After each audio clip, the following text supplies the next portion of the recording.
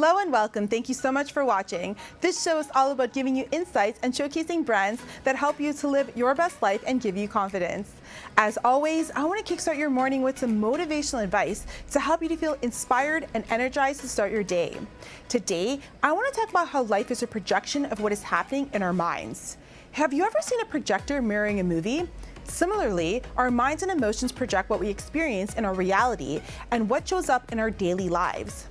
Have you ever noticed the days we are feeling low or angry that our everyday experiences seem to be dull and mediocre? We trudge through our day with our spirits low and everything seems to go wrong. On the contrary, have you noticed the days that we are happy, everything seems more exciting? Life just seems to show up for us, from finding a convenient parking spot to having our favorite song play on the radio. Our spirits are up and we feel a zest for life. Whatever we are feeling on the inside will project on our reality and the outside world. This is why it's important to feel good, as feeling good attracts more positive experiences to show up in our lives. Personally, for me, it takes one positive experience to change the course of my day. One motivational video, one motivational quote, or one act of kindness can spur you on and boost your happiness levels. As Albert Einstein quotes, "Everything is energy, and that's all there is to it. Match the frequency of the reality you want, and you cannot help but get that reality. There can be no other way. This is not philosophy, this is physics." Stay tuned. Coming up after the break, you were named the #1 marketer by Forbes magazine. Let's talk about how you coach companies to increase their sales. Well, the thing that Forbes did for me was they're like, dude, how does he have 3 million followers on Instagram? Yeah. And how does he, and by the way, those 3 million people, I'm not doing Instagram for the same reason some influencers are. There's a lot of people out there doing likes and comments. Mm-hmm. Next up on the show, we have international speaker, entrepreneur, and author Grand Cardone. Grand operates 7 privately held companies and a $1.5 billion portfolio of multifamily properties. He was named the #1 marketer to watch by Forbes magazine. So Grand, thank you so much for being on the show today. How are you doing? Good, I'm doing good. I'm down in Miami and the weather's great here, so I'm doing good this weekend. Nice. So we all know you as the successful businessman that we see on Instagram, on social media, on TV, but I want to talk about how you got started as an entrepreneur. How did this journey start for you? Yeah, so I grew up in Louisiana, and my father died when I was 10 years old. I watched my mother struggle with money because she didn't know how to bring money in, and so she spent all her time saving, trying to save and conserve and raise a family like so many people do, on just what my father had left in basically life insurance or disability when he died. So, at a very young age, I realized money was very important because if you didn't know how to get it, it created tremendous stress in life. What was it about real estate that kind of intrigued you? You know, my dad was a stock market broker. He sold stocks, right? And this was back in the 50s when the stock market was very different than it is today. But on the weekends, my dad would drive around and we would look at houses. Mm-hmm. And so that was a bit of it was interesting to me that here he was an investor in the stock market, selling stocks, but on the weekend he was looking at homes. Mm-hmm. So I have always been intrigued by real estate because it's real. It's not how I made my first money. It was my third business, actually my fourth business. But it was my first vehicle that I could invest in that would take care of me, and I didn't have to. I figured out very quickly, if I picked the right piece of real estate in the right location, I didn't have to work at it beyond the pick. Mm-hmm. Certainly I had to keep it rented, and I had to take care of the tenants, and I had to do things like that. But it wasn't like, I own 7 businesses today. They all take a lot of work. I mean, they're never, no matter how good my businesses are doing, it's almost like the better they're doing, the more work I have to do. The real estate, if I buy a good piece of real estate in the right location and I don't over leverage it, which I never do, it's going to take care of me and my family forever. Yeah.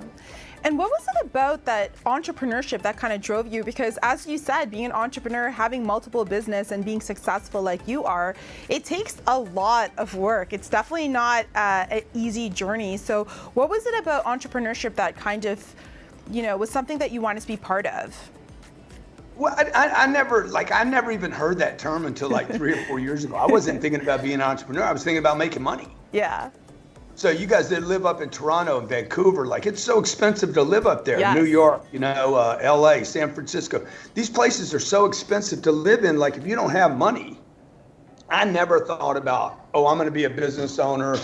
I'm going to be an entrepreneur. I did have dreams of one day owning a bunch of real estate, but I never thought about I'm going to be an influencer or I'm going to be an entrepreneur. I just wanted to make money. Yeah. And if that meant me working for someone else, I was forced into business. I was literally forced to start my own business because the company I worked for, I just ran out of opportunities with them. I couldn't get another job.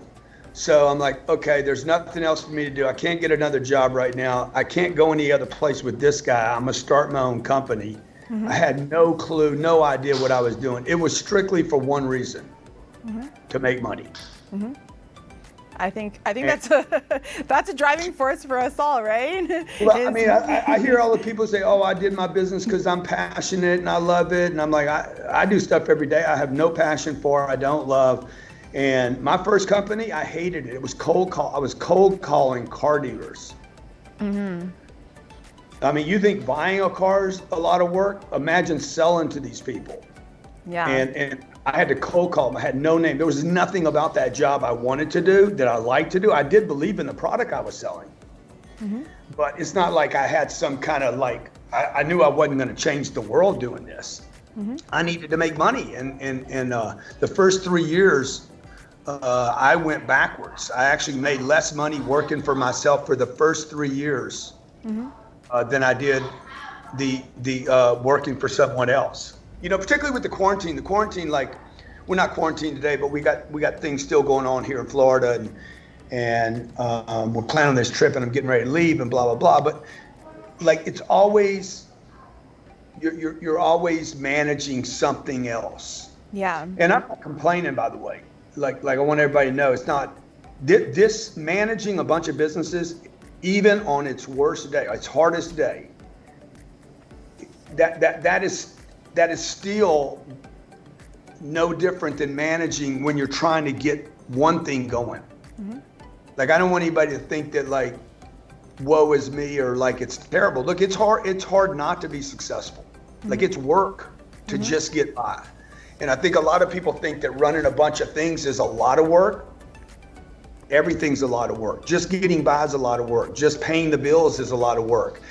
The problem with that scenario is, just getting by just doesn't, there's no reward. There's no payoff. Mm-hmm.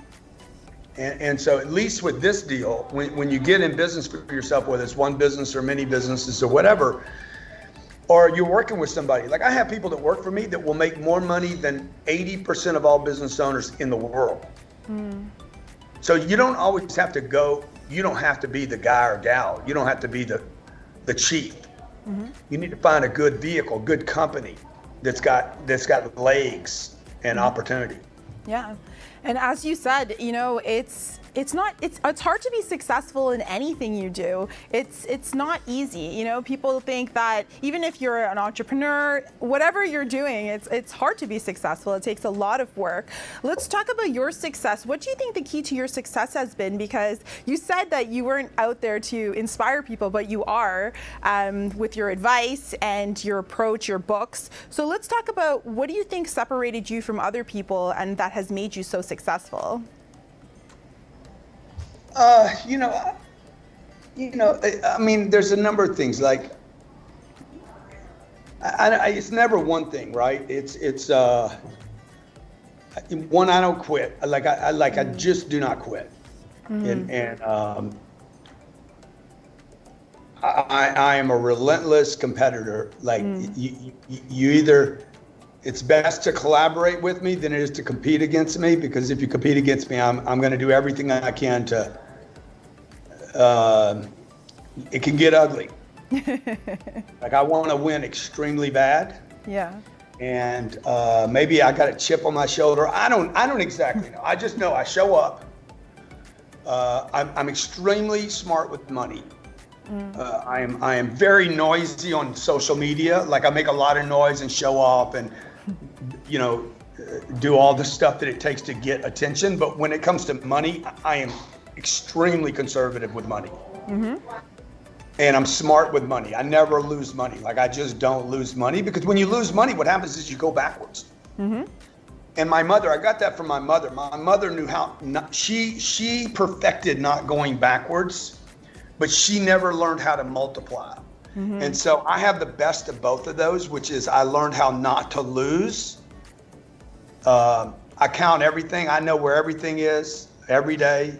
But I also, now I've learned how to start multiplying things, whether it's money or people or an audience. And I've continued to grow. The other thing is, you know, through my career, I'm probably 35 years I've been doing business, trying to figure out what it is. I continue to grow. When I see some people that I came up the ranks with, they got satisfied, they quit growing, maybe they became content. It's really hard to satisfy me. I keep pushing all the time to good, bad, or indifferent. I'm like, I want some more. I want to learn something else. So I show up. I don't quit. I don't easily quit. I'm a fierce competitor, and I continue to learn and stretch myself. Yeah, and I think that's definitely one of the keys to success, is constantly evolving and growing and not being complacent. I like the fact that you said you're good with money, because I think there's a big misconception that people that are rich or have a lot of money spend a lot of money and are, you know, frivolous with their money. And, you know, most of America, most of Canada, and just North America in general are in debt. So how would you encourage our viewers to save money and be more careful? Yeah, so one, I would tell you to start studying companies and not people. You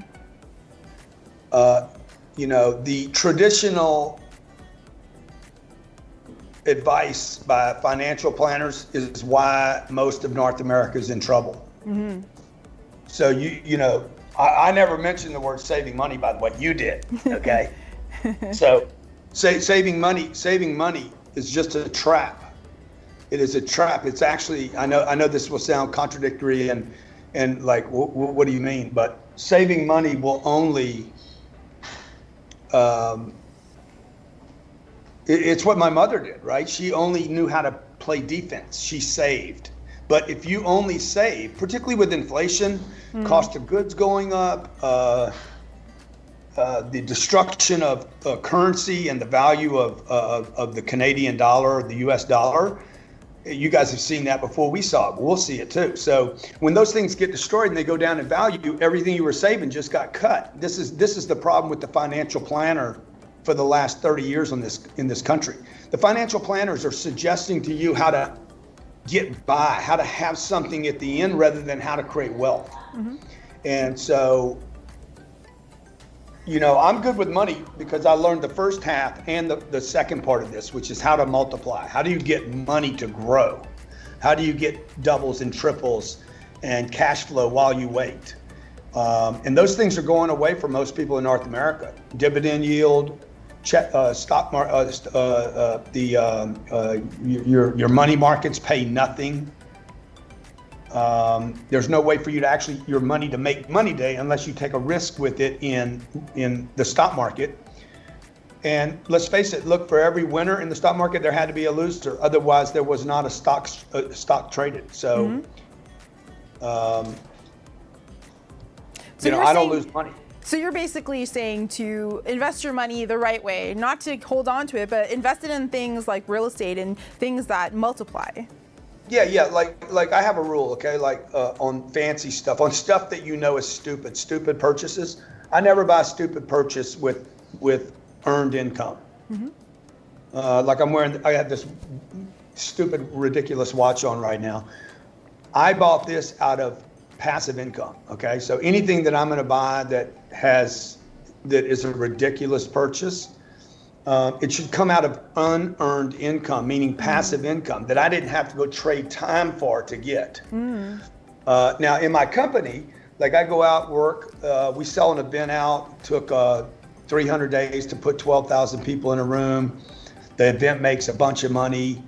The event cost a bunch of money. I invested $7 million, filled it up, it made a bunch of money. That money then goes out to bonuses and people. I'm investing in people. I'm investing in advertising. I want to put that money back into a new deal where most people in North America are trying to take money off the table. And you're not reinvesting. I think 67% of all businesses in North America have no employees. That means the guy or gal that runs that company does not know how to reinvest dollars and hire people. People don't cost money. Not making more money costs money. And this is the old adage from the financial planner: save your money, retirement accounts, buy a house. You know, business owners should not own homes. They should own businesses and have more equity in their business than they have in their house. And if you're a business owner, if you're a young business owner, you shouldn't be thinking about retirement accounts. You should be thinking about advertising your company and getting it known. Let's talk about, you're a best-selling author. Let's talk about your book, The 10 Times Rule. What is the 10 Times Rule and how do you apply it? Well, at first it's called the 10X Rule. 10X, okay. The 10X Rule. It's a big X, but it is about times. It's a multiplier, right? It's a multiplier. It's like, okay, if you think you need 10 clients to make your business work, the 10X Rule says you're probably wrong. You need 100. Okay. And if you think you need to meet 100 people to get 10 good clients, you're probably wrong. You need 1,000. So it's basically a multiplier. Okay. If you think $1 million will make you financially solvent and have no stress, you're probably wrong. Most people, if you look around, your friends, your relatives, or companies are underestimating the forces. I mean, who predicted COVID, right? So the 10X Rule, basically any company that was extremely solvent, well, a lot of customers before COVID had already gone virtual. They were good. They didn't have to go virtual yet. COVID says, oh, now you got to go virtual. So like we were in that position. We were already virtual before COVID. So people that weren't virtual, that depended upon face-to-face and hadn't made that transition yet and were extremely successful, bars, restaurants, gyms, okay? They were satisfied, okay? You take the gym business. I mean, I think 40% of gyms in America are going to go out of business. Yeah. Permanently. Or the restaurants, probably the same number have already called it a day. Why? Because they did not understand how to deliver food yet. And why is that? It wasn't because the technology wasn't there. It was there. The technology was definitely there. What happened was the business owner, the Gold's Gym or the 24-Hour Fitness, or all of them that are in trouble now, the restaurant, they did not look for new ways, 10X. They were satisfied with the 1X or the 2X they were doing. They were extremely successful and didn't figure out the other 8 ways to build customers, revenue, and customer satisfaction. So the 10X Rule is basically a big multiplier. It can be added to any part of your life: relationships, friends, networking, money, real estate, you name it. Yeah. Very interesting. Let's talk about your business dynasty. You were named the #1 marketer by Forbes magazine. Let's talk about how you coach companies to increase their sales. Well, the thing that Forbes did for me was they're like, dude, how does he have 3 million followers on Instagram? Yeah. And how does he, and by the way, those 3 million people, like I'm not doing Instagram for the same reason some influencers are. There's a lot of people out there doing likes and comments. You know, when I asked Forbes why they picked me for that, they're like, at that time, I think we had raised $120 million for our real estate ventures. Since then, we've raised $450 million using Instagram and Facebook, $500 million. Wow. And without paying a commission to anyone, and probably with maybe 0.1% of that was advertising. So look, the number two, and number three most important things in business is promote, promote, promote. Those are the first three things a business should be doing. Social media just makes it easy. If there's any such word as easy, it just makes it easy for me now to promote my business. The hard part is, how do I actually promote, build an audience, keep it interesting, and monetize it? And that's very few people have figured out how to do all those. We figured out how to do that. I mean, last year we sold an event out, 2 years ago, 35,000 people during Super Bowl weekend. Wow. I know you guys don't know what the Super Bowl is down here. No, of course we know. Everybody knows about it, but it's the biggest, 2017 is it's the biggest single event of the year. And I did an event the same weekend, put 35,000 people in a stadium for 3 days on the same weekend. Everybody said, you're crazy, you can't do that, that's ridiculous, how are you going to do it? And we did it, and it was profitable. So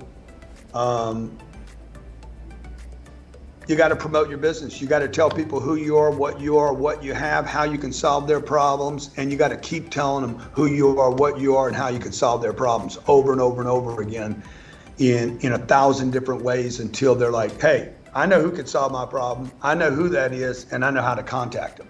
Yeah, definitely. I think that's very true. Even just being able to promote yourself and your business, even for people, I know a lot of people who are artists and stuff like that, all of the people that are able to really sell themselves are the ones that really get ahead. So I really think that's great advice. Let's talk about one of your favorite milestones, because I'm sure you've had so many. What's been one of your favorite milestones out of everything you've accomplished so far? One of my favorite milestones. I mean, look, I got two beautiful kids. They're phenomenal. That's definitely a big thing for me, and one of the things I'm most proud of. My kids speaking on stage. Both my kids have spoken to 12,000 people. They can talk to anyone about anything, anywhere. Like, they're extremely confident. So, that's something. I mean, we just hit $2 billion in real estate. That's a massive number for a guy like me. My first time I bought a house I put $3,500 down, and we just hit $2 billion in real estate assets in America. I buy real estate. The people I'm competing against are the biggest companies in the world. They're literally trillion dollar companies that I'm competing with. So that's a long way. I've come a long way from where I grew up and from some of the nasty things I see about me on social media from people that I maybe left behind, that I quit playing that game they were playing, and I grew up and matured as a business person when they frankly they just didn't. And they got satisfied. I continue to grow so that's cool. It's fun to watch people hate, knowing that the hate is being generated only because they quit and I didn't. Yeah. Because I don't really think that they're hating on me. I really don't think that they're talking about me. I think they're really talking to themselves about their own frustration, because they could have done exactly what I did and didn't. And I know anyone can do what I did. Anyone. If people did exactly what I had done along the way.